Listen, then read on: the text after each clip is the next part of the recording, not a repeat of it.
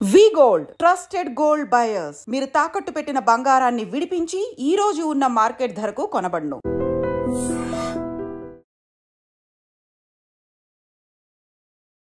Hi hello నమస్తే welcome back to iDream media. ఈరోజు మనతో ఉన్నారు amphi certified mutual fund distributor అయిన పిఎస్ చంద్రశేఖర్ గారు. సార్తో మాట్లాడదాం.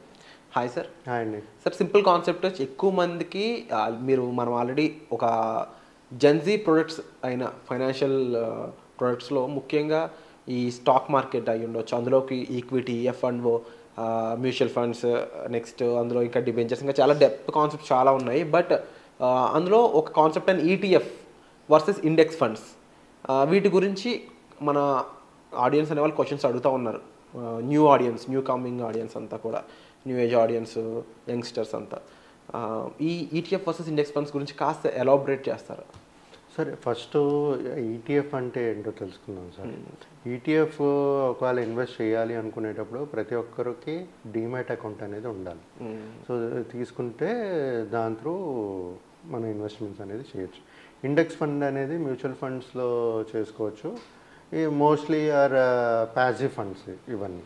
సో దీనికి దానికి డిఫరెన్స్ తెలుసుకుందాం సార్. యాక్చువల్గా ఇదేమో మన ఈటీఎఫ్స్ ఏమో ఎక్స్చేంజెస్లో ట్రేడింగ్ అవుతుంటుంది.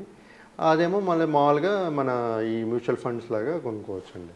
ప్రైజింగ్ సార్, ఇది ప్రైజింగ్ ఏదైతే ఫ్లక్చుయేషన్స్ ఉంటాయో ఈటీఎఫ్లో పొద్దున్న సాయంకాలం క్లోజ్ అయిన వరకు ఫ్లక్చుయేషన్స్ ఉంటాయి. బట్ ఈ ఇండెక్స్ ఫండ్స్లో ఏంటంటే priced at the end of the market, ఆ రోజు లాస్ట్లో ఏదైతే ఉండదో ప్రైజ్డ్ ఆ టైంలో క్లీజ్ అవుతుంటుంది. లిక్విడిటీ తీసుకుందాం సార్. లిక్విడిటీ అనేది మన ఈటీఎఫ్లో ఎక్కువ ఉంటుంది, ఇండెక్స్ ఫండ్స్లో తక్కువ ఉంటుంది లిక్విడిటీ. సో అది కాకుండా సార్ ఎక్స్పెన్సెస్ ఈ మన ఈటీఎఫ్లో ఎక్స్పెన్సెస్ అనేది తక్కువ ఉంటుంది, ఇండెక్స్ ఫండ్స్లో కొంచెం ఎక్కువ ఉంటుంది. సో ఇది అయిపోయిన తర్వాత ట్యాక్స్ ఎఫిషియెంట్ తీసుకుందాం సార్. అంటే ఈ రెండు ఇన్వెస్ట్ చేసేటప్పుడు ఈ ట్యాక్స్ ఎఫిషియెంట్ అనేది కూడా చూసుకోవాలి. కాబట్టి ఈ ఈటీఎఫ్స్ అనేది more tax efficient compare to index funds అండి. సో సరే, ఈటీఎఫ్ కొంతమంది ఏంటంటే ఈ ట్యాక్స్ ఎఫిషియెంట్ కాబట్టి ఈటీఎఫ్స్ అనేది సెలెక్ట్ చేస్తూ ఉంటారు, రైట్. సో ఇండెక్స్ ఫండ్స్ అంటే సార్, ఇండెక్స్ ఫండ్స్ కూడా ఫండ్ మేనేజర్ అని ఉంటాడు. బట్ దాంట్లో ఏంటంటే అంత యాక్టివ్గా ఉండరు వాళ్ళు. So based on the flexibility of the customer, ఏదైతే వాళ్ళకి ఫీజిబిలిటీ, లిక్విడిటీ, ఇవన్నీ డిఫరెన్సెస్ చూసుకుని, లిక్విడిటీ కావాలా లేకపోతే ఎక్స్పెన్సెస్ ఏది తక్కువ ఉంది అవన్నీ చూసుకుని దేంట్లో ఇన్వెస్ట్ చేసుకోవాలనేది వాళ్ళ చాయిస్ అండి. సో ఇది కాకుండా సార్ నేను మ్యూచువల్ ఫండ్ డిస్ట్రిబ్యూటర్ కాబట్టి నేను ప్రతి ఒక్కరికి సజెస్ట్ చేసేది యాక్టివ్ ఫండ్స్. సో ఈటీఎఫ్స్ అంటే డీమ్యాట్ అకౌంట్ వేసుకుని చేసి కొనుక్కోవాలి మనం. సో ఎవరైతే ఈ మన రిటర్న్స్ చూసుకుంటే ఆల్మోస్ట్ అన్ని ఇండెక్స్ ఫండ్స్, ఈటీఎఫ్స్ దగ్గరికి వస్తుంది సార్. యాక్టివ్ ఫండ్స్లో కొంచెం ఎక్కువ వస్తుంటాయి, ఇండెక్స్ ఫండ్స్లో కూడా కొన్ని ఎక్కువ వస్తాయి, కొన్ని తక్కువ వస్తుంటాయి, నెగిటివ్ రిటర్న్స్ కూడా ఉన్నాయి. సో ఇవన్నీ ఆలోచించుకుని సార్ ప్రతి ఒక్క customer risk, liquidity, tax efficient కాదా, మినిమం అమౌంట్ ఎంత వేసుకోవాలి, అవన్నీ చూసుకుంటూ ప్రతి ఒక్కరు ప్లాన్ అనేది చేసుకోవాలి. ఈటీఎఫ్లో పెట్టాలా లేకపోతే ఇండెక్స్ ఫండ్లో పెట్టాలా లేకపోతే యాక్టివ్ మ్యూచువల్ ఫండ్స్లో పెట్టాలా అనేది చూసుకుంటూ ప్రతి ఒక్కరు డిసైడ్ చేస్తూ ఇలాగా ఇన్వెస్ట్మెంట్స్ అనేది ఈటీఎఫ్లో కానీ ఇండెక్స్ ఫండ్లో కానీ ప్లాన్ చేసుకోవచ్చండి. చంద్రశేఖర్ గారు, ముఖ్యంగా రిటర్న్స్ వైజ్ చూసుకున్నట్లయితే ఈటీఎఫ్ అనేది ఏ విధంగా ఉంటుంది మార్కెట్ బట్టి, లేకపోతే మ్యూచువల్ ఫండ్స్ అనేది ఏ విధంగా ఉంటుంది, కాస్త ఈ రెండింటి మధ్య డిఫరెన్స్ అనేది ఏ విధంగా ఉండొచ్చు అంటారు? సార్, ఇప్పుడు మనం మాట్లాడుకున్నట్టుగా ఈటీఎఫ్కి అయితే డీమ్యాట్ అకౌంట్ వేసి ఇన్వెస్ట్ చేస్తూ ఉండాలి సార్. మ్యూచువల్ ఫండ్స్ ఏంటంటే మ్యూచువల్ ఫండ్స్లో జనరల్గా ఈక్విటీ మ్యూచువల్ ఫండ్స్ ఉంటుంది, డెప్త్ మ్యూచువల్ ఫండ్స్ ఉంటుంది. సో మనం కంపేర్ చేసుకుంటే సార్, దాన్ని కంపేర్ చేసుకుంటే మ్యూచువల్ ఫండ్స్లో కూడా మీకు tax, long term capital gains, short term capital gains అనేది ఉంటుంది. 12.5%, 20% బిలో 1 year అనేది, అబోవ్ 1 year 12.5%. కానీ దీంట్లో ఏంటంటే సార్, దాంట్లో tax efficient plans like ELSS కూడా ఉంటుంది మ్యూచువల్ ఫండ్స్లో. దాంట్లో 3 years లాక్-ఇన్ పీరియడ్ ఉంటుంది. అండర్ 80C 1.5 వరకు మనం సేవ్ చేసుకోవచ్చు. రిటర్న్స్ చూసుకుంటారా సార్? రిటర్న్స్ ఏంటంటే మనం మ్యూచువల్ ఫండ్స్లో చూసుకుంటే on average 12 to 15% track history చూపిస్తుంది కాబట్టి దాన్ని బట్టి మనం తీసుకుంటారు. ఈటీఎఫ్లో కూడా అలా బాగా వాలటాలిటీ ఉంటుంది కాబట్టి sir market chances of going తక్కువ రావడం కూడా ఉండొచ్చు, ఆప్షన్స్ తక్కువ వచ్చే రిటర్న్స్ ఛాన్సెస్ ఉండొచ్చు, అలాగే ఎక్కువ వచ్చే రిటర్న్స్ కూడా ఉండొచ్చు. బట్ మన లాంగ్ టర్మ్ ఎప్పుడైతే చూసుకుంటారో సార్ ఈ మ్యూచువల్ ఫండ్స్లో ఇన్వెస్ట్ చేయడం అనేది ఉత్తమం అండి.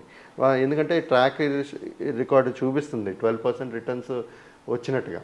సో ఆ బేసిస్ మీద మనం తీసుకుంటే ప్రతి ఒక్కరూ ప్లస్ ఇదేంటంటే ఒక fund manager well managed by the fund manager కాబట్టి మ్యూచువల్ ఫండ్ ఇన్వెస్ట్మెంట్స్ అన్ని మనం చేయవలసింది ఏమి ఉండదు సార్. పోర్ట్ఫోలియో యాక్టివ్గా మేనేజ్ చేస్తూ మనకి మంచి రిటర్న్స్ వచ్చేటట్టుగా ఒక వెల్త్ క్రియేట్ అయ్యేటట్టుగా ఫండ్ మేనేజర్ అనేది ప్లాన్ చేస్తూ వెళ్తారు. అలాగే ఇప్పుడు ఈటీఎఫ్లో గోల్డ్ అండ్ సిల్వర్ అలాగే నెక్స్ట్ కొన్ని ప్రొడక్ట్స్ వైజ్ సెక్టర్స్ వైజ్ ఉన్నట్టు మ్యూచువల్ ఫండ్స్లో కూడా అలాంటి సేమ్ ఓరియంటెడ్ ఉంటాయా? మ్యూచువల్ ఫండ్స్లో మీకు అసెట్ ఎలక్యులేషన్లో కొంత పార్ట్ ఆఫ్ గోల్డ్, డెప్ట్, ఈక్విటీ ఉంటుంది సార్, అలాగే కూడా చేసుకోవచ్చు. తర్వాత మనం మ్యూచువల్ ఫండ్స్లో ఈటీఎఫ్ ఫండ్ ఆఫ్ ఫండ్ అని చెప్పి గోల్డ్ ఇన్వెస్ట్మెంట్స్, సిల్వర్ ఇన్వెస్ట్మెంట్స్లో కూడా చేసుకోవచ్చు. అలాంటి దాంట్లో ఉంటుంది. దానికి మనకి డీమ్యాట్ ఏం అవసరం ఉండదు, దాంట్లో ఇన్వెస్ట్ చేసుకోవచ్చు అండి. అండ్ మ్యూచువల్ ఫండ్ పరంగా సార్ ఎక్కువ అంటే ఈ థర్డ్ పార్టీ యాప్స్ ఉంటాయి కదా, వాటి గురించి మీ అభిప్రాయం ఏంటి? థర్డ్ పార్టీ యాప్స్ సార్ అంటే ఇప్పుడు నా అభిప్రాయం కంటే నాకు ఫోన్ చేసే కస్టమర్స్ గురించి మాట్లాడతాను సార్. 2-3 కాల్ చేసి నాకు మీరు థర్డ్ పార్టీ యాప్ త్రూ చేస్తున్నారా అండి అని అడుగుతారు ఫస్ట్ క్వశ్చన్.